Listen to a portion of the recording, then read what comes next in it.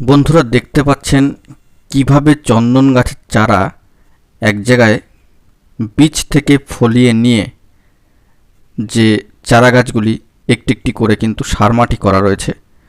চন্দন গাছ প্রতিস্থাপনের জন্য বিশেষভাবে তৈরি করা মাটি তাতে কিন্তু প্রতিস্থাপিত করা হচ্ছে।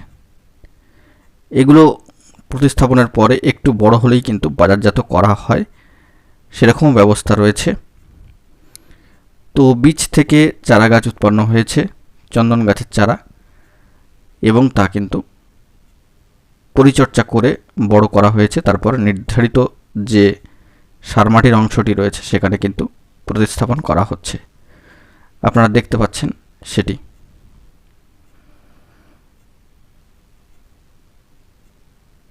খুব সুন্দর পদ্ধতিতে এই চারা প্রতিস্থাপন করা হচ্ছে।